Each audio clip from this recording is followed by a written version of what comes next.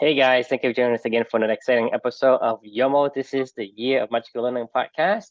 And welcome back to a long, reprieve of Yeah, it's been almost a week. yeah, it's almost a week since we last did the YOML, and that's my fault because not my fault, my No, brother's no, fault. He Thursday.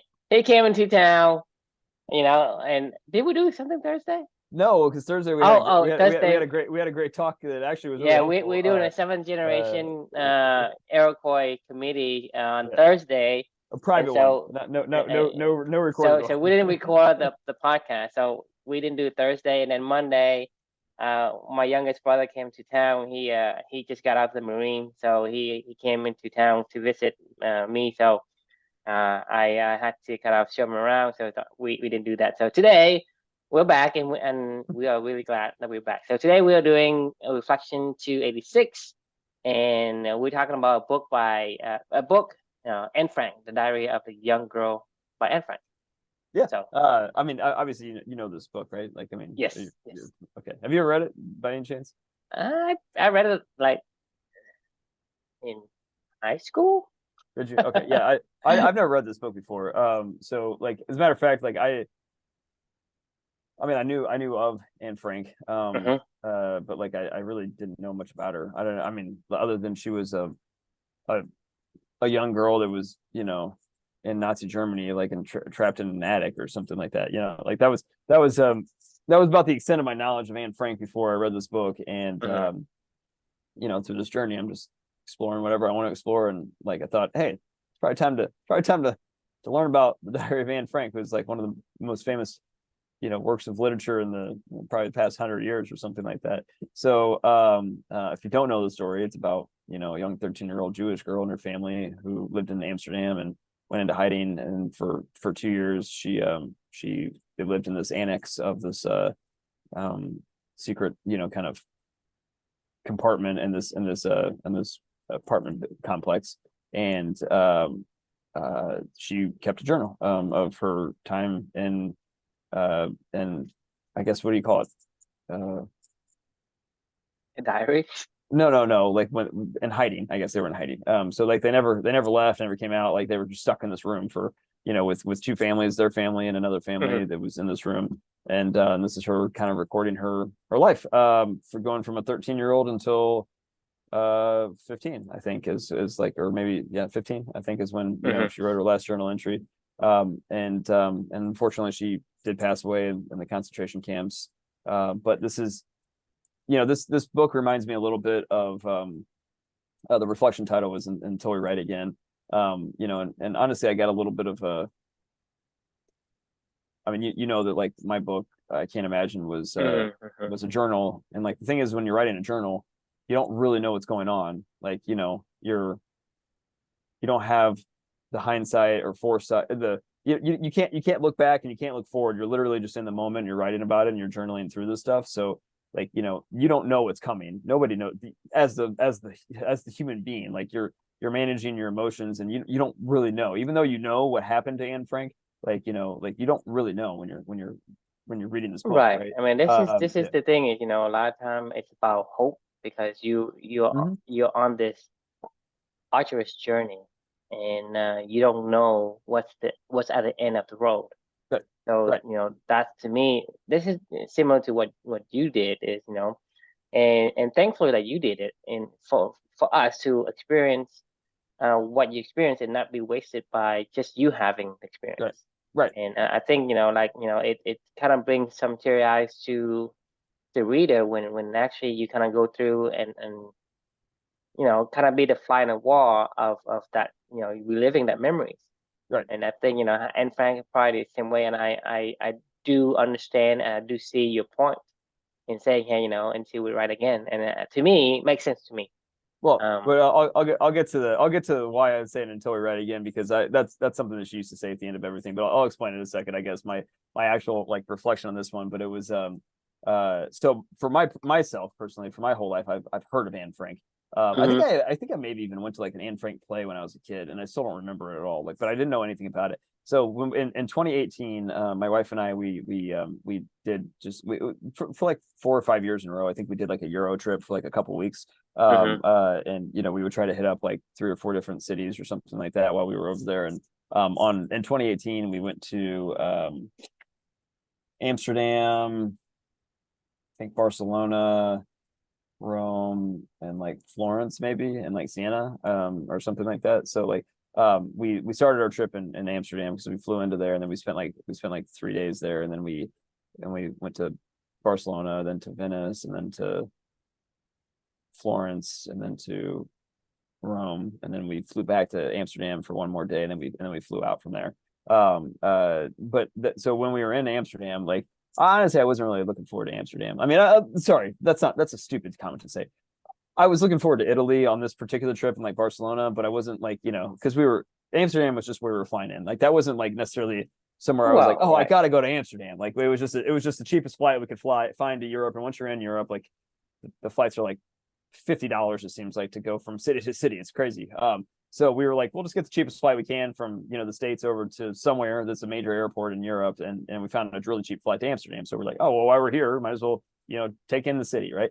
So we're walking around the city, and the first day that we're there, and my wife is like, oh, I really want to go see the Anne Frank house, and I was like, I didn't even know that it was in Amsterdam, to be honest with you. I was like, okay, sure, whatever, fine. So we're walking around, and we get we're like on using our Apple Maps and whatever, and we find the Anne Frank house, and there's like this line that's wrapped around the whole entire building, and we're like, what's this shit about? I don't know. Anyway, so we go up there and we find out, we ask like, hey, how do you can you buy tickets? And they're like, oh no, you have to get pre-tickets, or otherwise it'll be sold out, and yada yada yada. Right. And we were like, they're like, it's sold out for the day, and we're like, shit, well that sucks. So we went online, and we were going to buy tickets maybe for the next day or the day after that, and sold out. And I was like, well, guess we're not seeing the Anne Frank house. I mean, I guess we physically saw it. We were at the Anne Frank house, but we didn't actually get to go inside of it. And at that time, I was like, I don't give a shit. I was like, whatever. Like let's go do something else. Like it wasn't a big deal to me. My wife was pretty bummed. And now upon reflection after reading this book, and then taking this journey, this is 5 years later after this, and I have a whole different level of respect for what she did, and just knowing through my own journey. And I'm really sad I didn't get a chance to see the Anne Frank house. Maybe someday I'll go back and make But that the actually thing a is, priority. I think it's probably better for you to visit after, right, because you have the insight. Yeah. You have Yeah. the insight, and you Right. like you said, you didn't really care for Amsterdam, not because you didn't care for it, just because you already had your sight set on Right. another location. And so Right. even if you went into Anne Frank that day, you would miss all of the details, and you wouldn't appreciate as I wouldn't much have a as you would connection. have now. I wouldn't have a connection. That's what this reflection's about. Right. Is so like as I was reading Anne Frank's diary, and and going through her life, like one of the things that she mentioned is like, well, first off, personally, like you can't read this book and not form a meaningful connection with Anne. Like you're right there with her. Like you're right there in the Annex. You feel like you're right there in the Annex with her.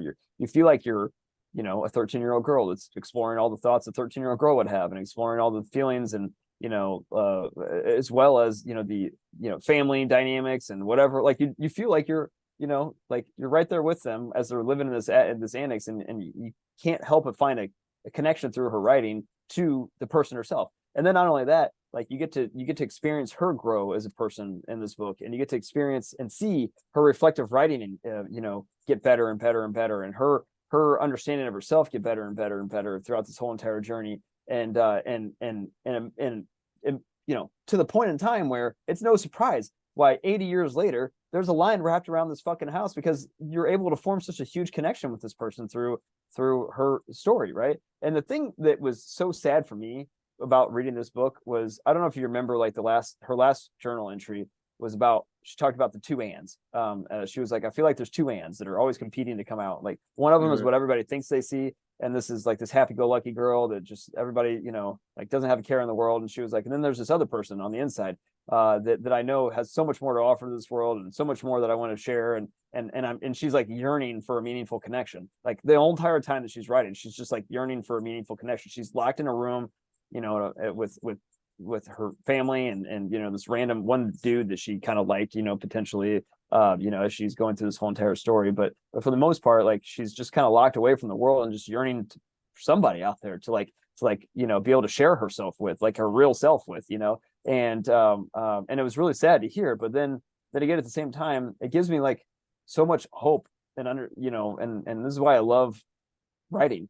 This is why I love humanity in a lot of ways. Like her sharing her story and being vulnerable and writing these things down. Like, talk about this poor girl maybe never got a chance to form a connection with all of us, but we got a chance to form a connection with her, and like that's really important. So much so, 80 years later, there are people that are just to be in her presence, or fight every day for tickets to be just in her presence because they felt such a connection with her and her writing and what she shared with the world. And it had a lot of corollaries, and it reminded me a lot of my own life, with a lot of the stuff that we were talking about with Amelia's journals and sharing that with everybody as we went, and it just reminded me of the power of writing. It reminded me why I'm doing what I was doing at this moment, and why I don't know if anybody's ever read these things true. Like, you don't know if anybody's ever see our videos, but I know for a fact, like I've been documenting something really cool, my time figuring out how to live my life with my daughter, through the year of magical learning. And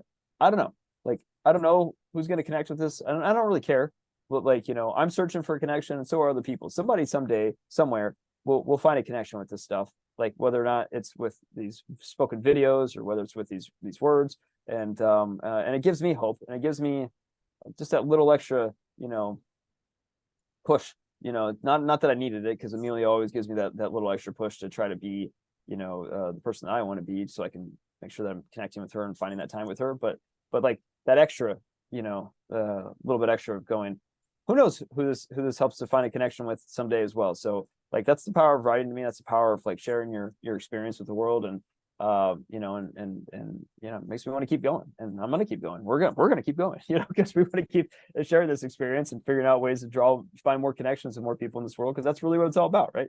And then I finished it off with, as Anne would say, until we write again, because I'm not stopping. We're not stopping, I don't think. And let's keep sharing our experience. So love to hear your thoughts.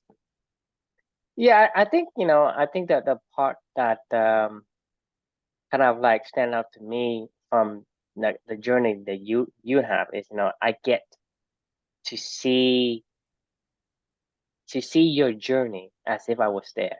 And to me, that is what makes me understand and connect with the person writing it. And so I think having that aspect of it makes the story to a whole different level, Yeah, of understanding. And I think and Frank, because of the way that, just like, she wrote I mean, you write your journey similar to what Anne Frank did for hers. And so that's how people are able to be there and relive the memories that she wrote down. So basically, she document. And for us, it's the same way. As company, you document your journey, and then when I came into the scene, we are documenting our journey as well. right. So at the end of the day, it's about, kind of like documenting what we did. We don't know, like you say, hey, when you write something, we don't have the hindsight of, hey, this is gonna happen or that's gonna happen. Good. No one knows. But that's the beauty of it, because you look at humanity itself. People like stories, right? Like story. The reason why they like stories is because they can connect. It's not because, hey, this person did something grand, or this person did something like rare or legendary or anything like that. I mean, the thing that gets us emotional is when we are able to be there and experience the memories. So we talking about like Seth Rogen before, not Seth Rogen, right? It was Seth. Yeah, Seth Rogen. Yeah. Seth Rogen, right? So you talking about Seth Rogen, right? Why is he interesting? He's not interesting because he has something like other people don't do. He's interesting because he is genuine. He's authentic. He writes what he feels. Right. So I mean, he's writing about his life. I mean, he's writing about something that matters. Like, he's writing about writing about his life. I mean, like Exactly. So that's why we connect. We connect right, with a person. right. And to me, so you remember you told me about the what was it, the remembering self, Mhm. right, and the other Experiencing self versus experience self, remember. right? Yeah, right. So the remembering self and the experience self, those two completely different, because the remembering self doesn't give you all the clarity and the details as a experienced self. No, So the opposite. Yeah, it's the opposite. The experiencing self doesn't give you the clarity, and the remembering self helps you to build a storyline around stuff that's already happened, and to form a narrative. The right, but experiencing self is what's going on in the moment, right? Like the yes, experiencing that self so is you and I having a conversation today. We don't know what the fuck's going to happen, you know. right, but It, that's my point. Is the right, experienced self is what we need. We right, don't need to remember self, because when you try to remember what happened, there are 80% of the stuff you leave out. right. So there's no way for me to experience what you experience.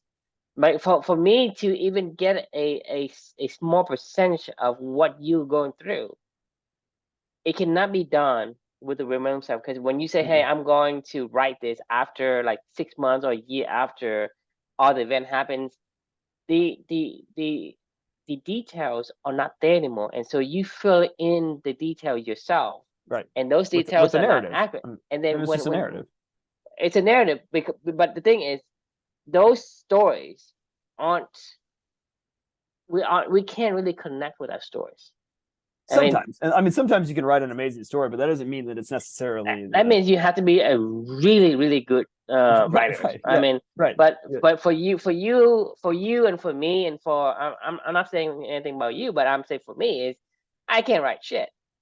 yeah. I But mean, the thing, I can't write but the well thing either. is, my point here is that most people can't write shit either. Right, But the yeah, point is, if you document them, you will get that connection with the people who are actually going to replay, either by the writing or by the videos that we do. You're gonna right, replay it, right? So with the writing, like the diary of Anne Frank or your book, I can't imagine we can relive and replay the experience, and we can understand somewhat more, much more than a narrative or a memory style would be able to write.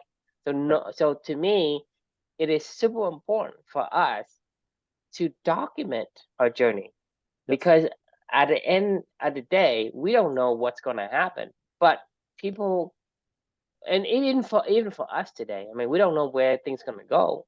But at the same time, we have this hope.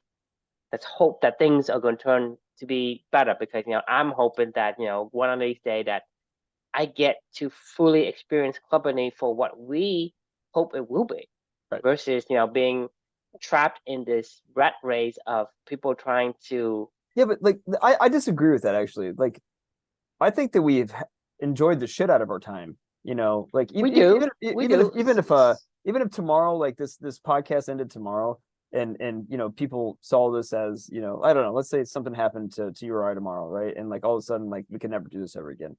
Like I think when you would look back on the totality of what we've done, like you would see that we were having a fucking blast the entire time. Like even though Anne Frank was stuck in her house, with her family and some other random family and trapped, like I didn't get the vibe that she was unhappy. Like I actually got the vibe that she was very strong and resilient and growing and just being a teenager, really. Like, where you could form a connection with her. Yeah, I get it. She was being traumatized and it was hard, but like that's not what came across in her journals, right? Like when you read my journals to my daughter when she was still alive, it was a lot of love. It was a lot of Because there's a lot of excitement. It love was and lots of it was hope in what was it. happening, right? It was It's right, not like, okay, this is a gloomy, doom and gloom kind of like right, narrative, right? Because the reason why we endure is we have hope for something worth fighting for. right.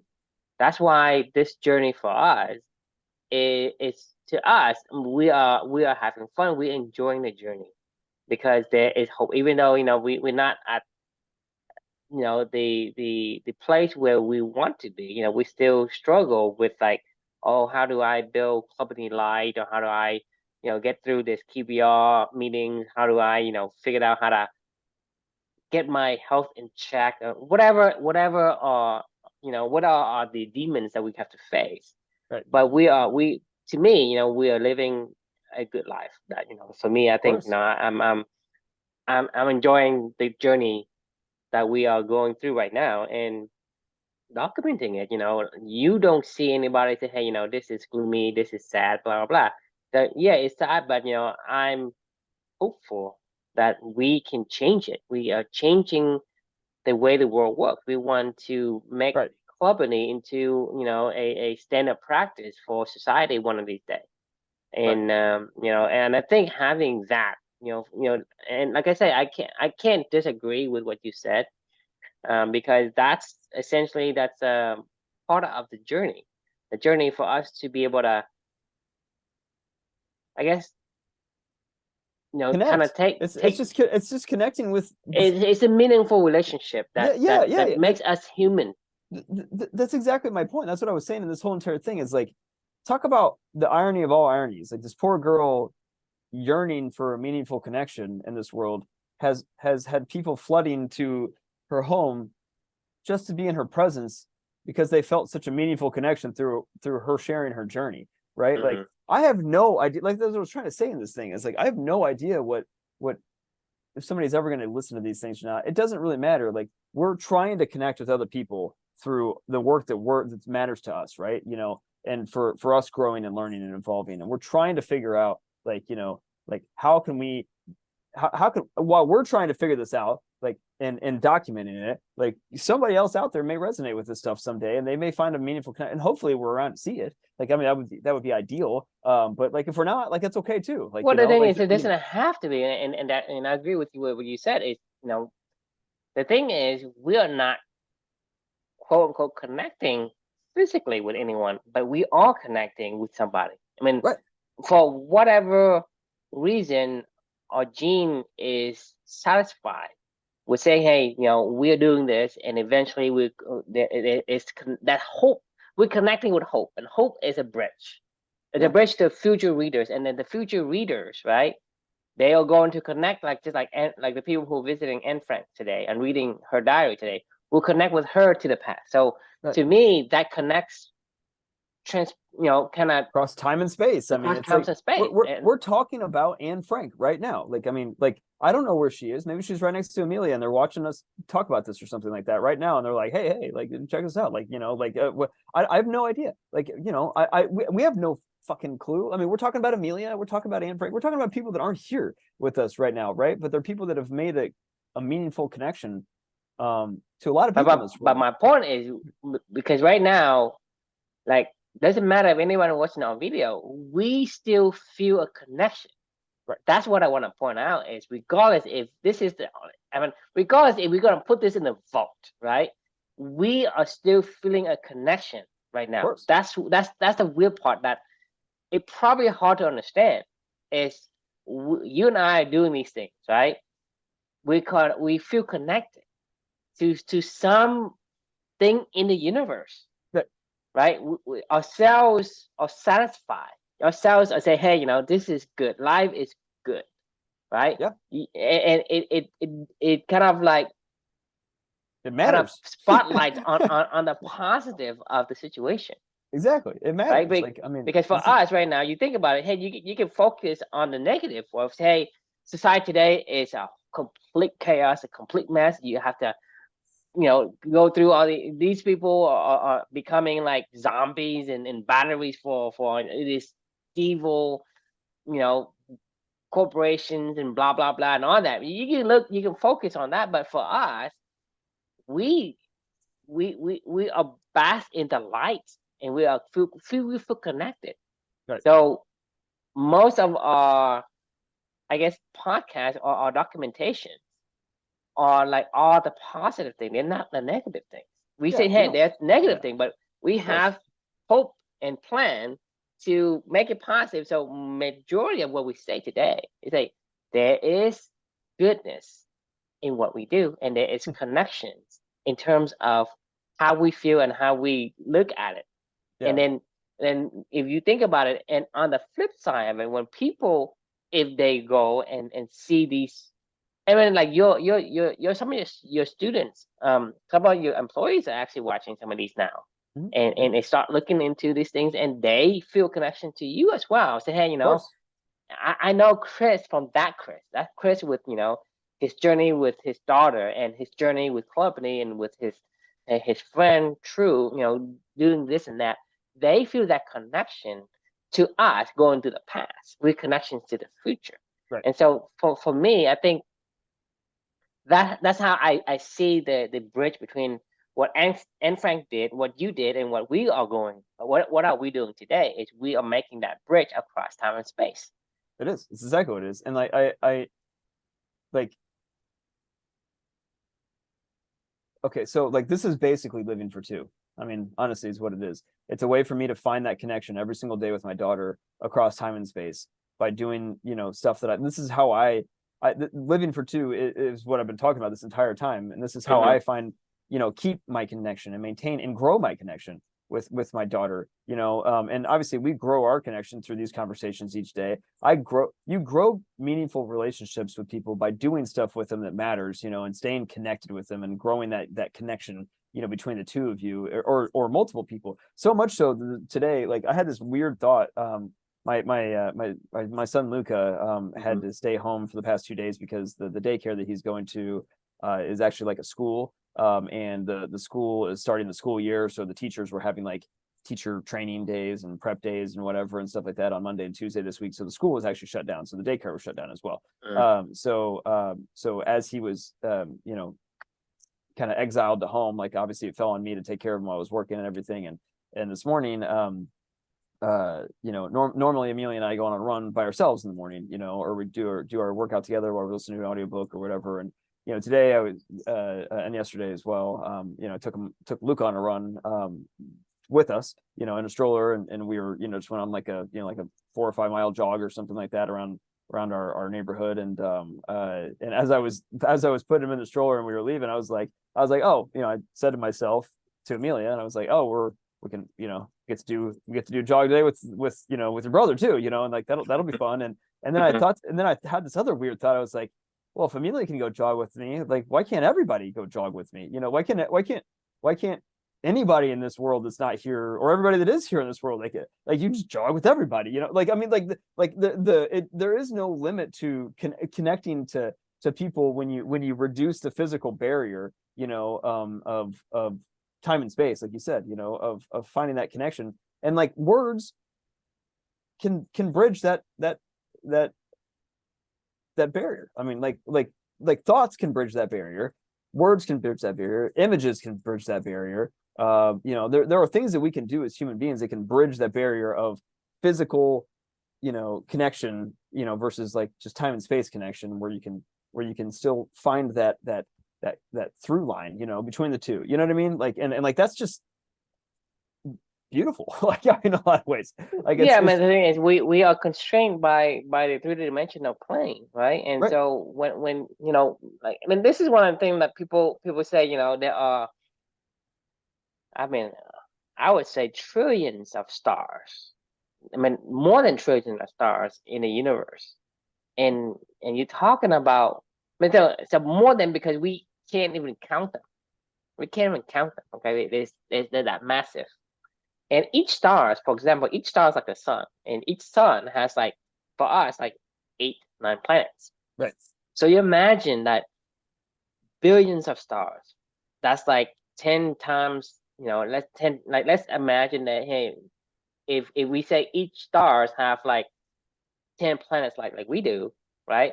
So you imagine number of planets are there, and so it would figure that, hey, you would see aliens, but no one has ever have been able to prove and give evidence of aliens. Sure.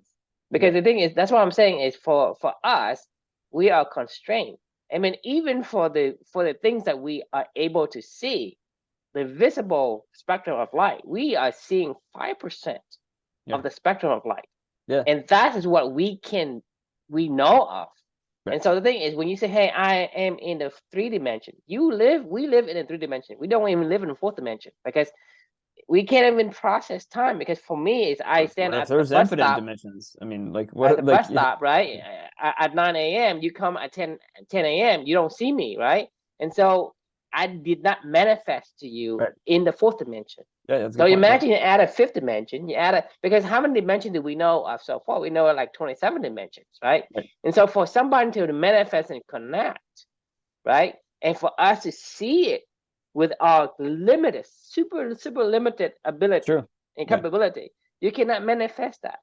Why can't we be connected to Anne Frank? Like, I mean, like what? But Like, that's the point. Like, yeah, I mean, that's my point is that we look at from the society perspective, we look at it, hey, Chris, what are you saying? I don't understand why you say, hey, I can connect with Anne Frank, I can connect with your daughter Amelia, I can connect with all these people who has passed on, but have left something for us to kind of relive and connect through their documentation, their work of art, or whatever, their life in general.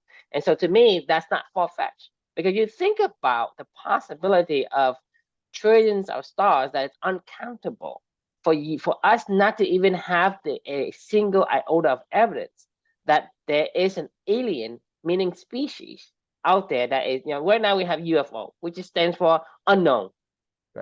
Right? I mean, I just don't know what it is.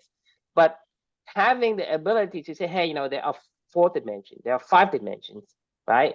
It's infinite, It's infinite. That means that there are entities existent. Like, for example, your daughter say, hey, she even though she passed on from the 3 dimensions, but she could exist in a 4th dimension, 5th dimension, 6th dimension, whatever dimension there is. But we can still connect them, because our brain has the ability to pick up the signals from the universe as if we are the antenna. That our brain becomes an antenna for us to reassemble the image, reassemble the concept, reassemble the thoughts. Right. So to me, having that connections, it is not far-fetched, and I think it's very feasible that we are doing today. That's why our cells of quote unquote felt satisfied when we do these things, and we read somebody's book, and we live through their That's why there's a line that wraps around a fucking random house in Amsterdam every single day. I mean, like, it's just a fucking house. Like, I mean, like, it has nothing to do with like, it's been it's 80 years ago. Like, I mean, like, like, I mean, you go to 9/11, I mean, that's why World Trade Center. The biggest telltale sign is that, when you went to Amsterdam, you said you didn't really care about the house. Not because at all. there wasn't a connection. I didn't even know she was in Amsterdam. I didn't know she was from Amsterdam. Like, I didn't care. Exactly. But now that you read the book, you have felt the connection. That's why you really understand. And you, I mean, possibly if you visit Amsterdam again, I guarantee you're gonna figure out how to go there. Yeah, I'll probably pre-plan that portion of the journey out, and we'll say, well, this. I mean, for once, I'll do some pre-planning, because I don't usually do a lot of planning. My wife will probably do it, but I mean, you get the point. But yeah, no, I'm with you. Like, I mean, it's yeah. I mean, like, I mean, it's real to me. It's real. It's not some guesses that we make. People are connected, and that's why they felt I guess different and attached to the I guess the memories and the emotion that evokes from that memory. I mean, if we actually met Anne Frank today, let's just say that Anne Frank was still alive today, and we went and met her, I mean, we'd probably be like, yeah, that lady's lived an extraordinary life. But I don't have as deep of a connection with her. So even if you're talking about, let's say you see Anne Frank today, I guarantee you, because of the stories she wrote, you will see her in a different light. You will see her a different perspective. Oh, for sure. Well, actually, what I was getting at is like if you read the journals that I wrote to my daughter, and you get an impression of who I am or something like that, right? Like, and you feel like you know who I am. Like, you don't know who I am. I don't even know who I am at that point in time in my life, because like this is why being a journalist, if you will, and documenting your life matters, because like we all evolve. Like, by the time that if let's just pretend that Anne Frank was 80 years old today or something like that, and we could have conversation with her right now, she wouldn't be the same Anne Frank that wrote this. Like, and that's not the point. She probably wouldn't even remember who that person was. When I go back and read my own writing, like I've said this to you. I don't know how many times have I said this to you when we've done this journey, because we're reading these now, like, 6-8 months, sometimes a year, plus after I wrote them, and I'm like, I don't even remember these things. Like, I literally don't remember writing this, when this happened, but why, and then it like sparks my own memory, and I'm like, oh yeah, like, yeah, that was me, a year ago, 5 years ago. I mean, this is what I'm talking about, is the fourth dimension, because who you are 2 minutes ago is not the same person 2 minutes like right now, because you're different. So imagine you're like 2 years ago, 3 years ago, you are a different person. I honestly, this is no joke. I mean, I read these things all the time, and it's like I'm reading them for the first time, and I fucking wrote them. Like, I mean, like, it wasn't like this. Right. Wasn't So like you're that was like, connecting. You are connecting with I'm that connected with my old self. Yeah, like you are connecting to your old self, which is in my new yourself, self, in the fourth dimension of that. Right. So each minute is another copy of you. Okay. It's wild. I mean, like, when you understand the time dimension, the fourth dimension, 1 minute ago, you're the 1 minute Chris, right? Today, right now, you're a different Chris. So the connection between you and that person, it has to be through this memory, like this memory of you. But you cannot have that memory unless you document. You cannot have that connection. I can't I can only go back there with my remembering self, and my remembering self is at best 1% accurate, probably. You know what I mean? Like, oh, I'm sorry. It's just a narrative. Well, the thing is, when you try to recall, you are making it up. It's not the same thing as, hey, because so you think about, hey, there's a chance for me and you right now. You and I are talking through a internet channel, through a Zoom protocol, probably like HTTP or whatever the video protocol and channel is. There is a channel for us, because we're talking about your communication from the rider to the elephant is through the actions, right? Mm-hmm. But for us to connect to our past selves, it is through that memory, through the documentation, through the writing, through the video documentation that we do right now, like the podcast.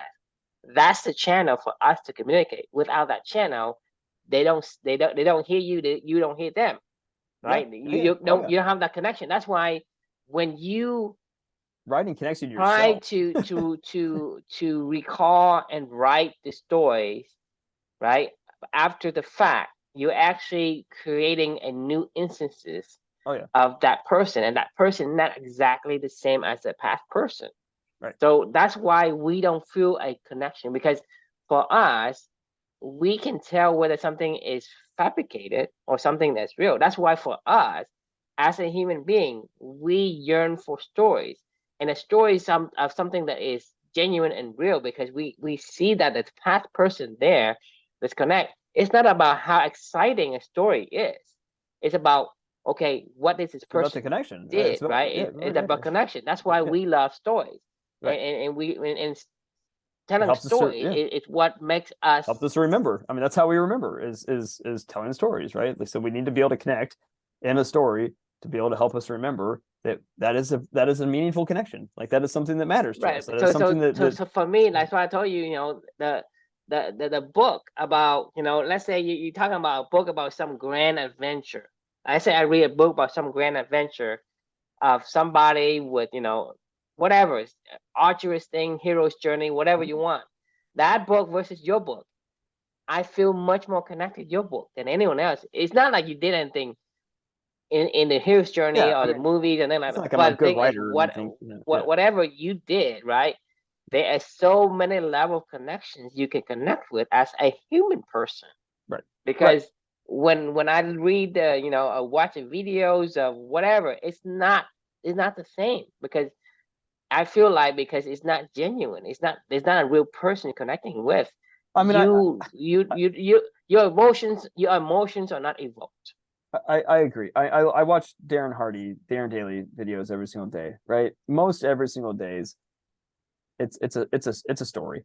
And it's not his story. It's It's somebody not else's just story. like you're talking about Jordan Peterson, right? Of Right. all the Yes. 13 rules he told you, you Right. don't connect with him until the last one, because the last one is actually true, I, because I that's mean, what he go through. ironically, the best thing that Darren Hardy's ever done was, like the compound effect, which most of that was all about his own life. I mean, like Hmm. that was like, I mean, if you remember reading that book, like it was Right, mainly but about he's telling what his he what story. he That's yeah, why exactly. it Right. that's why it resonated with us. But if he Right. didn't tell his story, he just make up some story, we would not have gotten the full effect of what a compound effect, you know, we Right. can do for us. We just Yeah. don't understand it, because we our brain just shuts down because we don't have that connections. It's great to hear stories about other people, but like I don't remember them. Like honestly, like I've been listening to Darren Hardy for he actually this happened it was a couple of weeks ago. I think it was like his like 7th-year anniversary or 8th-year anniversary of Darren Hardy's or Darren Daly's. Hmm. And it was he was sharing like either his top 8 or top 7 or whatever it was of like their favorite, Darren Daly's through the years. Um and they asked you at the end of it, like, share your favorite, memory of ones you remember of Darren Daly's throughout the years. And honestly, I sat there after that and I was like,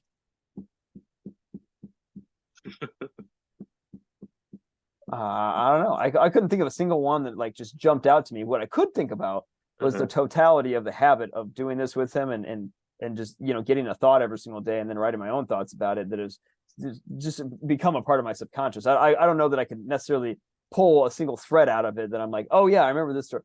I think that I do. Oh, now that I think about it, there was 2 of them now that come to mind. The one was about the owner of the son that goes away and he owns a horse, and then the son, Hmm. still like, and he says perhaps, or whatever, like, oh, what horrible luck, oh perhaps, and the son comes back home brings the horse back, and then he breaks his leg, and then the army comes and they're like, oh, what great luck, and he's like perhaps, I remember that one. That was a good story. And then there was the other one, just the Mexican fisherman one. I mean, he sold that one a few times as well.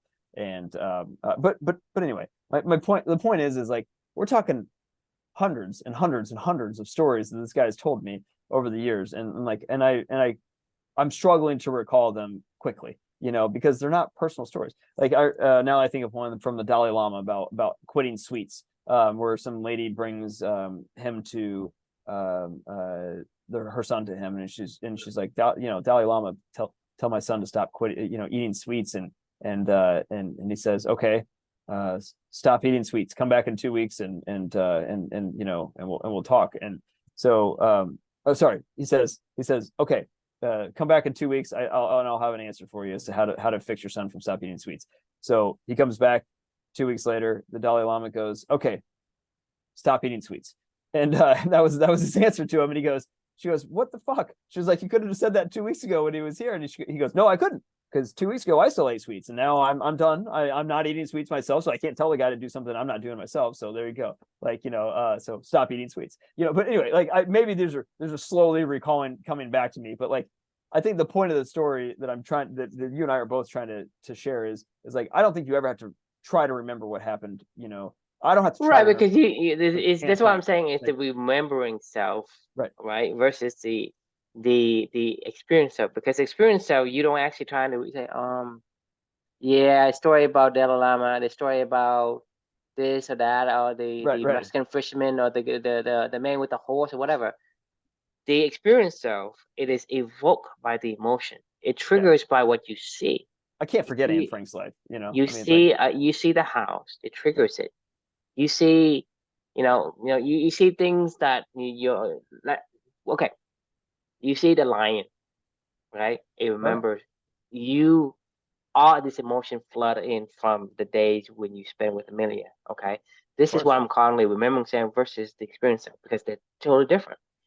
The memory self is you are using your brain to try to recall the Mexican fisherman, the elephant in the ride, or whatever it is that you Right. don't have a personal connection with.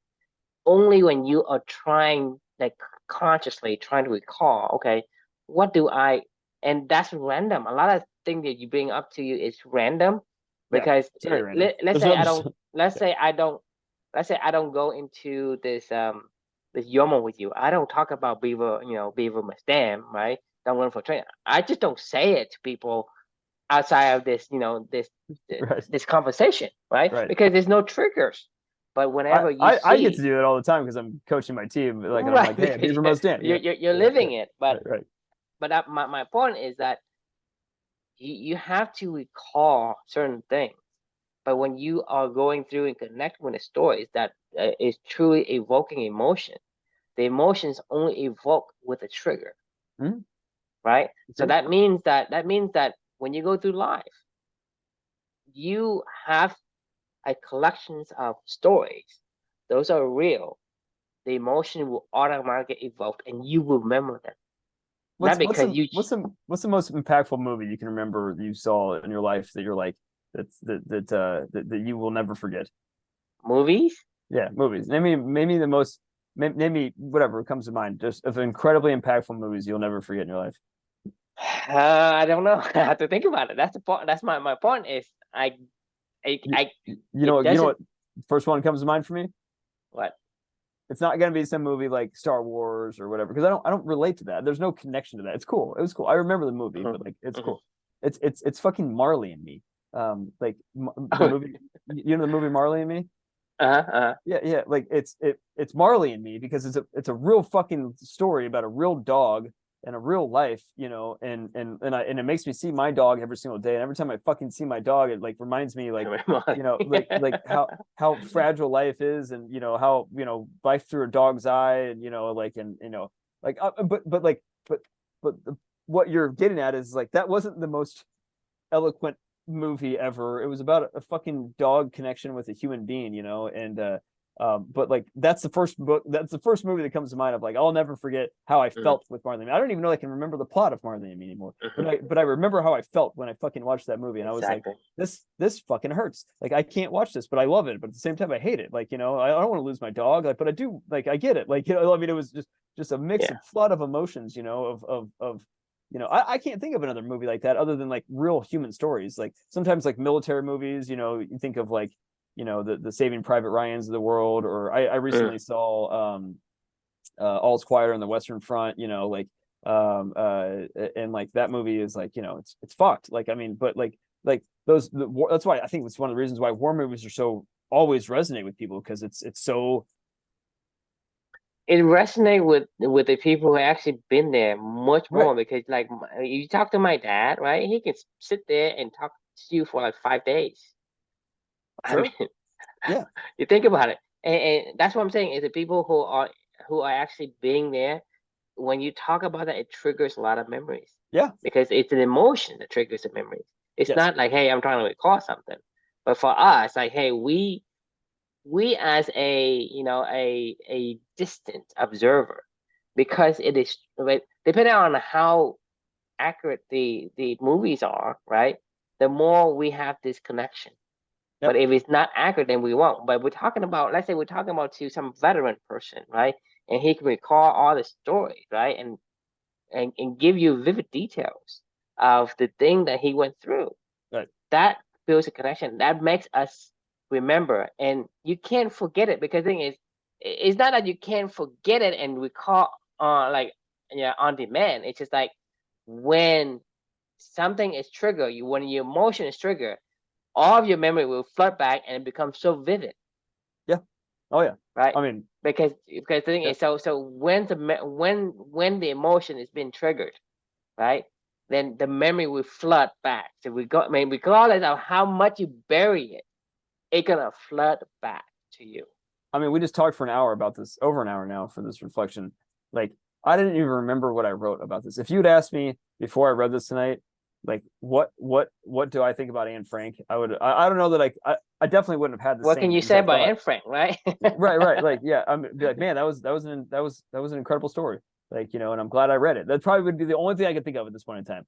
Right after finishing it, or like giving a little bit of time, and this is the reflection that I wrote. Like now we're talking about this, like, but talk about like triggering, different emotions and things like that. Like I feel like I'm back there right now, as I was consuming the book the first time and thinking about like her life, what she was going through, exploring, her growing as a young adult, like and all the things that she was going through, and then, tragically, this book never really ended, right? Like it just stopped. Like the journal just stopped, Right. And that's that. Like, I mean, in the kind of ways that's a lot like life. I mean, sometimes you're just going along and then the journal stops, like, and you're like, oh, well, Right. When know, that's the thing, you want to document as much as you can because you don't right, know what tomorrow will bring. Because right, like I told you, life can leave us any minute. I could leave life today, in the next 5 minutes, in the next hour, and next day, and whatever. We don't know that, and that's the thing is life is one of those things where we cannot look back and say this is and remember. You can't remember. You have to live through. You can't right, go to forward and try to look back and remember and live that life, because right. that's not how life should be lived. And so I think from my perspective, it's not about because I don't know how my genes is being put together, but reading and writing is not my thing. But for me, it's still the information, it's still the memories that if every one of us can experience. So in your reflection, you say until we write again. So for me, I would say until we meet again. Yeah, That right. Yeah, until tomorrow. until tomorrow. Until tomorrow's That's that's podcast. that's the We that's the almost do that supreme every week, hope. every day, Yeah. like we'll see you all tomorrow, like Yeah, when you talk about like the past like a week, we haven't had this it's this been fucked YOML. up. It's like right. It is. It's been fucked up. I was like, I've told you this right before we The jumped on hope is, there. hey, I can't wait to talk to Chris on Tuesday, because Right. we had many different things. There's some new stuff But to that's talk the about thing and is, document, Yeah. yeah. So to me, that's what I'm getting at is when you document something and you live life through, you see the beauty of life, Hmm? because you have that connection with the universe. The universe connects you with other you know we don't understand a lot of things that the universe presents to us, and that exist in the universe.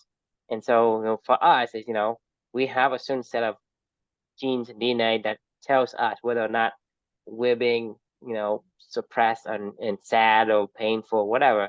And that's why you gotta use that as the indicator, like a more of like starting to indicate, hey, you're doing the right thing, the thing that right for you, right? Not the right thing from the universal sense, but the right thing Right. for you is, hey, how are you feeling about the life you live today? Hey, And today if and in today's terms, right? Like and in today, today's so thoughts, in today's emotions, in today's reality, right? Like, and then take another step and then take another step and keep talking. Like, because I mean, because that's the true sense of living, because you it can't is. say, well, because like we say, you don't know what tomorrow will bring, and we cannot go forward and look back at Man, our life but and determine how we should feel today.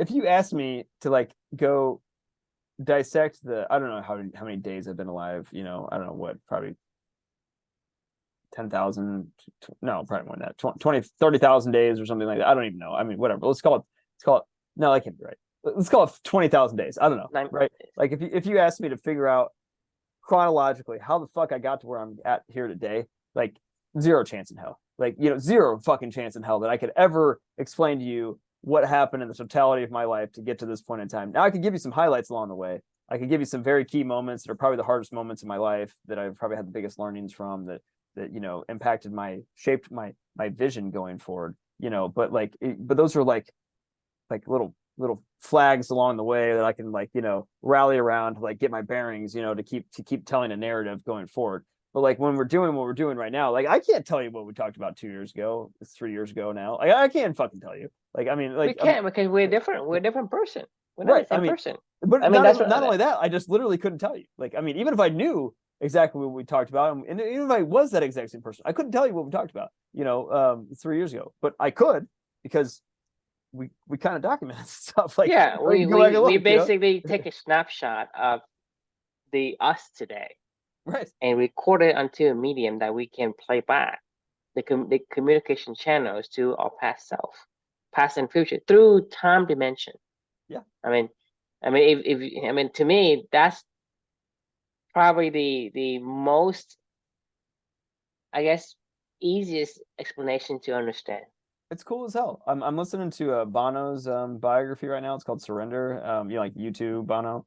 Mhm. And like now that you just said that, that just triggered a thought in my own head of um like the music that they've created. His entire book is about his life through 40 songs basically, Mhm. and he's basically putting a flag around these songs about when they were written, how they were written, what was going on in their life, what was going on in the band's life, what was going on in everything, and like you could tell him jumping back into time, of going, I'm 33 years old now. I'm 20 years old. I'm 17 Mhm. years old. I'm whatever. Like, but this song helps me to rally, trigger a memory around what was going on, like who we were with, what we were doing, why this was important, what we were doing at the time was important. But like it's just to your point, like that is why he wrote these songs. These songs transported him back into a different Bono in a different time, in a different life, in a different space, in a different everything. Like, and every single time that he talks about a different song, he's like transported back to a different Bono, in his own life, in a lot of ways, right? And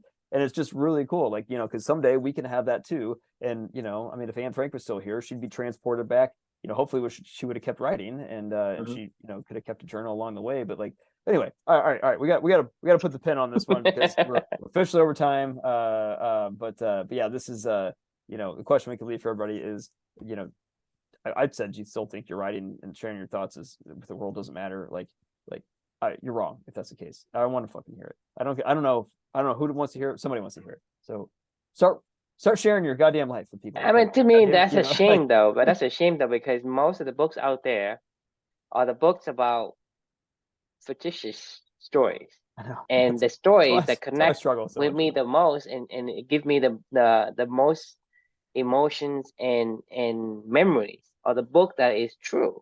You're looking like you talk about, your book, like you say, Saving Private Ryan. That's a heartwarming story. I mean, it evokes the emotion, and Right. so, like I say, it's a shame because the thing is, you think that you need to have some grand things happens to you for you to have a book or stories or something worthwhile. It's just you. When you look at Seth Rogen, I mean, he's authentic. We are interested in those kind of books, not hey, Tom Cruise doing this or whatever. If it's true, and yeah, we have the connection, and it would be a good book, regardless of how you write it. There's a lot of books like that people uh get other people to write like a biography, right? If you tell the guy to write it, they'll write it. But as long as your story is your life, because it's human, we find connections with them. Yep. And so to me, it's a shame that people don't do that more because I think we would have a much, much more meaningful connection with a lot of different people. It's just that Agreed. people are going through this um I guess more of like this fake People don't care. Like, yeah, understanding of, hey, you have to have this fake person and portray how we should act or whatever. And we looked up to that, and that's why we say, hey, I only look for this versus looking at somebody who is, truly go through a life that connect. Because the thing is, why don't you connect with, let's say, an aunt? Why don't you connect with them? Because you don't look like them. You can't connect with them because it doesn't feel like you're the same as them. That's why for us, let's say you see somebody get beat up and get stabbed, right? You right. feel pain because Mhm. you can feel that connection. But if somebody, kind of step on an ant, right? You don't feel that much of a connection. That's what I'm saying Yeah, is human connects with humans. And so I it's not agree. about this fictitious stories or a made up character that you connect to. No one connects Hell, with them. look at reality TV. I mean, like the Kardashians probably have one of I the mean, longest running shows on all of television, probably history at this point in time. And but and the thing is, you and it's think all was it does like is documenting their we life. Like, well, the thing is, this is it's what I'm saying is it's curated, but yeah, is the power of reality, right? Majority of the people are addicted to that story, but even that story is not 100% oh because right, they curate that. it's very But curated. Yeah, But imagine if it was like truly genuine and authentic. You gonna have so much connection, so much well, that's addiction from that's what other that's what people. that's what influencers are on social media. The ones that truly are authentic, that connect with people. Like like they connect with their lives. Like, I mean, that, like, there's a whole economy that's built around this stuff that, like people just We crave. yearn for you. Yeah, We yeah, yearn for right, connections with right, other human beings. Okay, that's how we are built. That's right. in our DNA. You cannot get away from that DNA. That DNA wants you to be connected. So we yearn for them. That's why I say it's a shame that people don't look at it that way. They think, hey, my life is boring. There's nothing for me to say. And I say that is not the case. So document, and for me, until we meet again, Yeah, there you go. right? I love it. Yeah. Awesome. All right, that's a great way to end it. Until we meet again. So thanks for sharing, and great to talk again, because I felt weird not doing that yesterday.